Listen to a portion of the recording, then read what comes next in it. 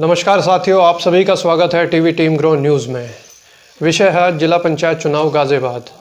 राष्ट्रीय लोकदल के प्रत्याशी अमित त्यागी गांव सरना वार्ड नंबर 7 मुरादनगर से चुनाव लड़ रहे हैं जिला पंचायत का। तो हमने उनसे जानने की कोशिश करी एक इंटरव्यू के थ्रू कि महंगाई भी बढ़ रही है, गन्ने का भुगतान भी नहीं हुआ। जैसे कि योगी सरकार ने 1,29,00,000 के होर्डिंग लगवा दिए हैं पश्चिम उत्तर प्रदेश में कि हमने किसानों को गन्ने का भुगतान करा दिया है। तो इस विषय पे भी हमने उनसे बात करी और क्या मुद्दे हैं जो वो चुनाव लड़ रहे हैं जिला पंचायत का, और जिला पंचायत बनने के बाद में किन किन कार्यों को वो संपूर्ण करेंगे। आइए देखते हैं इंटरव्यू। जी, जैसे आप जिला पंचायत का इलेक्शन लड़ रहे हैं सरना से, तो आपके यहाँ पे युवाओं के लिए क्या मुद्दे हैं, किस बेस पे आप चुनाव लड़ रहे हैं?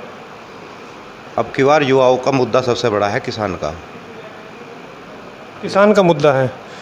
तो जैसे अभी किसान आंदोलन चल रहा है, 4 महीने से ज़्यादा हो गया है, तो आपका क्या सपोर्ट रहा और आने वाले समय में क्या सपोर्ट रहेगा? जैसे सरकार तो अभी कोई सुनवाई नहीं कर रही है किसान आंदोलन पे, 300 से ज़्यादा किसान शहीद हो चुके हैं, तो क्या कहना है आपका? देखिए, किसी भी सरकार को समझाने के लिए या उसकी गलती का एहसास कराने के लिए दो ही तरीके हैं। या तो धरने प्रदर्शन होंगे, धरने प्रदर्शन के बाद भी अगर सरकार नहीं मान रही है तो उसके बाद दूसरा तरीका है, लोकतांत्रिक तरीका, वो जो संविधान में हमें अधिकार दिया है वोट का। वो वोट की चोट जब सरकार को लगेगी तब सरकार मानेगी। अब 2022 भी दूर है, लगभग अभी साल भर है, 2024 भी दूर है, लेकिन अभी जो ये जिला पंचायत और ग्राम पंचायत के चुनाव चल रहे हैं, इसमें भी अगर वोट की चोट सरकार को लग जाए तो यकीनन कहीं ना कहीं सरकार को एहसास करना होगा कि हाँ, कहीं ना कहीं हम 4 महीने से बहुत गलती कर रहे हैं। जो किसान आंदोलित है, क्योंकि यह चुनाव विशेष तौर पर किसानों के बीच का ही चुनाव है कि आंदोलन करने वाले भी किसान हैं, वो भी देहात के हैं, और जो ये चुनाव चल रहा है यह भी देहात का ही है। और इसमें ज़्यादातर जो कैंडिडेट या जो वोटर हैं, हमारे मतदाता हैं, वो भी टोटल देहात के और किसान ही हैं। जैसे आप प्रचार में जा रहे हैं डेली, तो बीजेपी के भी प्रत्याशी आएंगे आपके सामने, तो आपको माहौल क्या दिखाई दे रहा है? जैसे आप डेली आज इस गांव में, आज उस मोहल्ले में जा रहे हैं। देखिए, जब से मैंने कैंपेनिंग शुरू की है अपनी, और जब से बीजेपी ने या और पार्टियों ने अपने कैंडिडेट्स अपने उतारे हैं मैदान में, तो उस दिन से लेकर आज तक मुझे कहीं भारतीय जनता पार्टी के प्रत्याशी से आमना सामना तो नहीं हुआ है। बहरहाल लोगों से मैं मेल जोल कर रहा हूँ, लोगों से आशीर्वाद ले रहा हूँ, तो उस रुझान से मुझे लग रहा है कि लोगों में रोष है सरकार के लिए। पहले सरकार सोचती थी कि आंदोलन सिर्फ एक खास वर्ग, एक खास जाति को टारगेट किया जा रहा था कि ये आंदोलन जाट समाज का है, लेकिन अब ऐसा नहीं है। अब ये आंदोलन और जातियों में भी अपनी घुसपैठ कर रहा है, क्योंकि जब कोई चीज़ बहुत लंबे समय तक चलेगी तो लोगों की समझ में भी आएगी। शॉर्ट टाइम में लोग सोच रहे थे कि आंदोलन गलत है, लेकिन अब इतने लंबे समय से आंदोलन चल रहा है और सरकार चुप बैठी है, तो ये आंदोलन अब और जातियों में भी अपनी घुसपैठ बना रहा है और जातियों में भी रोष पनप रहा है। जैसे आप जिला पंचायत जीत जाते हैं, जीतने के बाद में सबसे पहले कौन सा कार्य करेंगे आप? देखिए, ये चुनाव न कार्य का है, ना किसी उपलब्धि का है व्यक्तिगत तौर पर कि क्या क्या कार्य होंगे। जिला पंचायत के जो कार्य होते हैं वो हम करेंगे। जिला पंचायत के कार्य हैं सड़क बनवाना, जो सरकार की गाइडलाइंस हैं कनेक्टिंग रोड बनवाना, वो कार्य हम करेंगे। जो फंड मिलेगा उसको हम पूरा लगाएंगे। लेकिन इस चुनाव का सबसे मेन उद्देश्य है कि इस चुनाव को हम चुनाव ना बना करके एक आंदोलन का रूप दे दें, और हम इसको एक चुनाव की तरह भी नहीं ले रहे हैं, हम इसको ले रहे हैं आंदोलन की तरह कि ये हमारे लिए एक आंदोलन है। अगर हम इस चुनाव में कामयाब होते हैं तो हमारा वो दिल्ली वाला आंदोलन कामयाब होगा, और अगर हम इस चुनाव में कामयाब नहीं होते हैं तो कहीं ना कहीं वो दिल्ली वाला आंदोलन हमारा जो है बहुत कमज़ोर हो जाएगा और वो एक तरह से ख़त्म ही हो जाएगा। तो दिल्ली का आंदोलन जैसे ख़त्म हो जाएगा, मान लीजिए क्या कहते हैं, चुनाव में सीटें कुछ कम रह जाती हैं, तो फिर भी आगे बढ़ेंगे। जयंत चौधरी जी ने भी काफ़ी पंचायतें करी हैं, और कल भी शायद वो राजस्थान में एक पंचायत में शामिल होंगे, तो आप भी उन्हीं की पार्टी का समर्थन है आपको, जो आप जिला पंचायत का चुनाव लड़ रहे हैं। तो युवाओं के लिए भी कुछ है आपके उसमें?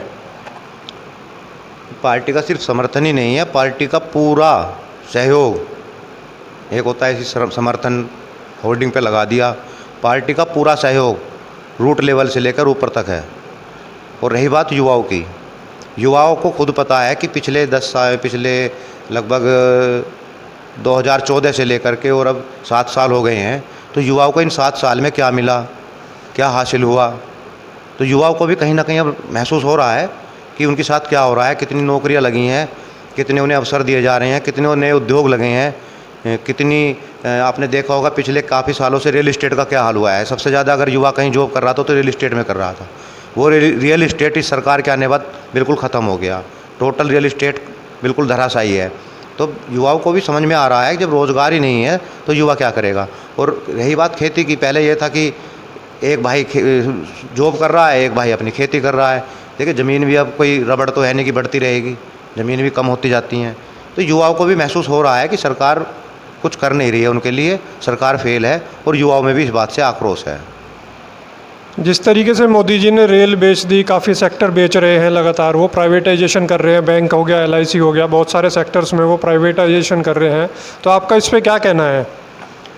देखिए प्राइवेटाइजेशन हो रहा है धीरे धीरे, रेल का भी हो रहा है। अब सुनने में आ रहा है कई बैंक, काफ़ी जो बैंक हैं उनको भी इसी उसमें लाया जा रहा है कि दोबारा से प्राइवेटाइजेशन हो। तो इस चीज़ में जो वो जॉब करने वाले वर्ग है, जो वहाँ जो कर्मचारी हैं, उनको भी कहीं ना कहीं सोचना चाहिए। और ज़्यादातर वो वर्ग भी किसान वर्ग से ही निकला हुआ है। कहीं ना कहीं पहले तो वो किसान ही थे। उनको जो सबसे पहले जो आंदोलन किसानों का चल रहा है, उस आंदोलन में उन्हें सहयोग करना चाहिए।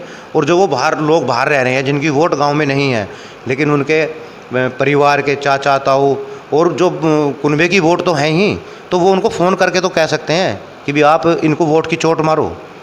तो प्राइवेटाइजेशन तो गलत तो है ही, काफ़ी लोगों की जॉब भी जाएंगी।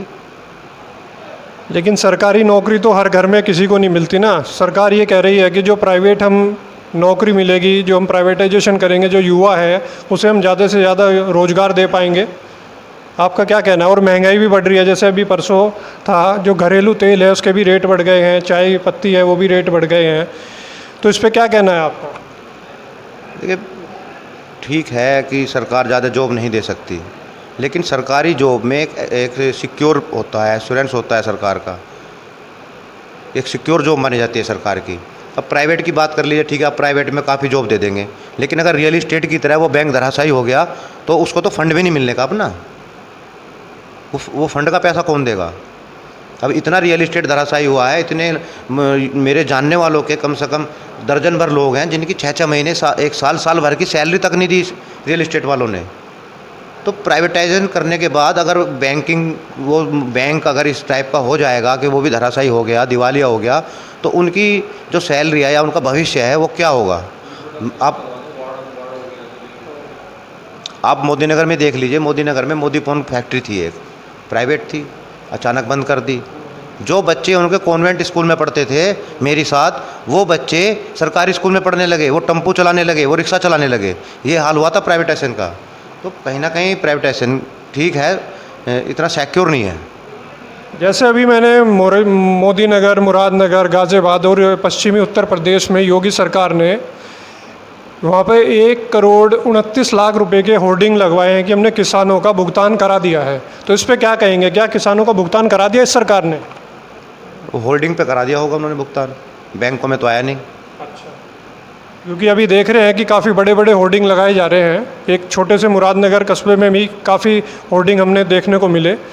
तो हमारी अभी मुरादनगर और मोदी नगर के किसान हैं तिबड़ा गांव के, उनसे भी बात हुई थी। वो भी कह रहे थे कि पिछले साल का ही पेमेंट नहीं हुआ तो इस साल का कहाँ से होगा। और यही अमित सरना जी कह रहे हैं, जो वार्ड 7 से आते हैं, जिला पंचायत का चुनाव लड़ रहे हैं राष्ट्रीय लोकदल से। तो और क्या कहेंगे इस बारे में, कैसे करेगी सरकार पेमेंट? सरकार पेमेंट भी नहीं कर रही। और पहले सरकारें अगर विलम्ब से पेमेंट होता था 14 दिन के बाद, जो हमारा रूल है उस पर ब्याज बनता था, उस ब्याज को भी देने में आनाकानी कर रहे हैं। ब्याज भी इन पर दिलाया नहीं जा रहा। तो पहले तो मूल ही मिल जाए, ब्याज तो बाद की बात है ना। लेकिन सरकार तो ये कहती है कि जो गन्ना है उसे आप कम बोइए, ज़्यादा मत बोइए। आप इतना गन्ना क्यों बोते हैं? इस पर क्या कहेंगे सरकार को? ये तो सरकार की रणनीति है कि आप किसान को तोड़ दो बिल्कुल। जब किसान टूट जाएगा तो वो कॉरपोरेट सेक्टर में जाएगा बात करने, कॉरपोरेट लॉबी के चुंगल में फंसेगा, अपनी ज़मीनें बेचेगा।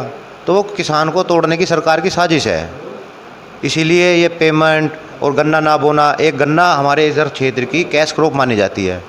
यहाँ अब अगर किसान सब्जी लगाएगा, एक छोटा किसान सब्जी लगाएगा, यहाँ इतनी गाय हैं, आवारा पशु हैं, इतने और जंगली जानवर हैं, वो सब्जी नहीं उपजा पाएगा। वो क्या उपजाएगा? गन्ना तो कैश क्रॉप है, फिर सब्जी के लिए मंडी भी नहीं है। आप एक टोकरी लेकर के जाएंगे, वहाँ आपको पता लगी वो टोकरी 100 रुपये की बिकी। आप बाज़ार से चलेंगे, वो 100 रुपये आते आते आपके घर तक खर्च हो जाएंगे। कम से कम एक गन्ना ऐसी कैश क्रॉप तो है कि उसका पेमेंट इकट्ठा आता है 10,000 12,000, जो जिस मात्रा में आप गन्ना गिरेंगे। जैसे ईवीएम है, अभी बंगाल में, आसाम में ईवीएम मिली है, बीजेपी के जो नेता हैं उनकी गाड़ियों के अंदर मिली हैं, तो इस पर क्या कहेंगे आप? देखिए, चाहे ईवीएम हो या हमारे यहाँ का लोकल का चुनाव हो, इस सरकार ने लोकतंत्र से खिलवाड़ करने की सारी जो हद है वो पार कर चुके हैं। यहाँ टोटल और प्रत्याशियों के होल्डिंग फाड़े दिए जा रहे हैं, चाहे वो और किस बसपा का हो, सपा का हो या हमारे हों। लेकिन बीजेपी के प्रत्याशी का एक भी होल्डिंग अभी तक फटा नहीं है। कह रहे हैं खंभों पे होल्डिंग मत लगाओ, क्या बीजेपी के सभी प्रत्याशियों के होल्डिंग खंभों पे लगे हुए हैं, और प्रत्याशियों से कह रहे हैं कि खंभों पे होल्डिंग नहीं लगेंगे। तो ये तो बीजेपी की जो है लोकतंत्र को ख़त्म करने की भी साजिश है, हदें पार कर चुकी है भारतीय जनता पार्टी। तो आप लोगों का क्या स्टेप रहेगा? जैसे कि ईवीएम से चुनाव हो रहा है, ज़्यादातर बीजेपी ही जीतती है, और होर्डिंग की बात आप बता रहे हैं कि होर्डिंग खंभों पे नहीं लगाए जा रहे, जो बीजेपी के चुनाव लड़ रहे हैं प्रत्याशी हैं उनके होर्डिंग लगाए जा रहे हैं, तो ऐसे कैसे बात बनेगी? आप क्या संदेश देना चाहेंगे सरकार को? देखिए, संदेश तो अब जनता देगी, संदेश हम थोड़े देंगे। हम तो जनता से आशीर्वाद ले रहे हैं, संदेश अब जनता देगी। अब सारी चीज़ जनता के हाथ में है। ये चुनाव बैलेट पेपर से होगा, और बैलेट पेपर से अगर जनता संदेश देना चाहेगी तो संदेश इनको मिल जाएगा, जवाब मिल जाएगा इनको। सरकार को कितना ही ये उपद्रव मचा ले, कितना ही ये लोकतंत्र की ख़त्म करने की हदें पार कर लें, इनको जवाब मिल जाएगा अगर जनता चाहेगी तो। और जनता में इस समय आक्रोश है। आप कभी आइए, मेरी जो मैं घूमता हूँ मैं डोर टू डोर जाता हूँ, जो मेरे सब पीछे जनसमूह है, आप उसी से अंदाज़ा लगा सकते हैं कि जनता में क्या आक्रोश है इस वार्ड में। मैं तो अपने वार्ड की बता सकता हूँ। 7 वार्ड में आप टोटल प्रत्याशियों को कवरेज कीजिए और देखिए कि जनता क्या चाह रही है, जनता ने क्या मन बनाया हुआ है। जनता तो जवाब देने के लिए तैयार बैठी है मेरे हिसाब से तो, और इनको जवाब मिलेगा। किसानों की तरफ से भी जवाब मिलेगा, आंदोलन की तरफ से भी जवाब मिलेगा, और इनको 2 मई को सारे चुनावों में जवाब मिलेगा। आप अपना एक बार इंट्रोडक्शन दे दें। मेरा नाम अमित त्यागी है। मैं राष्ट्रीय लोकदल में पूर्व में जिलाध्यक्ष, यूथ का जिलाध्यक्ष भी रहा हूँ। उससे पहले मैंने अपने राजनीतिक जीवन की शुरुआत एक छात्र संघ चुनाव से की थी, जो महासचिव के पद पर मैंने चुनाव लड़ा था MM डिग्री कॉलेज से। उसके बाद 2009 से और अब तक मैं राष्ट्रीय लोकदल में हूँ। राष्ट्रीय लोकदल मेरी पहली पार्टी है जिसको मैंने ज्वाइन किया है, और अब तक मैं राष्ट्रीय लोकदल में हूँ और आगे भी राष्ट्रीय लोकदल में ही रहूँगा। मेरे पिताजी जो एक किसान नेता हैं, श्री राम अवतार त्यागी जी, वो शुरू से लेकर आज तक लगभग 30-35 साल उन्हें हो गए हैं। वो भारतीय किसान राजनीतिक के सदस्य हैं, पदाधिकारी हैं, और क्षेत्र में किसानों की समस्याओं के लिए और किसानों को सहयोग करने के लिए हमेशा तत्पर रहते हैं। तो ये थे हमारे साथ आज अमित त्यागी जी सरना से, जो राष्ट्रीय लोकदल के प्रत्याशी हैं जिला पंचायत के, जो चुनाव लड़ रहे हैं, और प्रॉपर इनका जो पूरा परिवार है वो किसानों के लिए खड़ा है, मजदूर के लिए खड़ा है।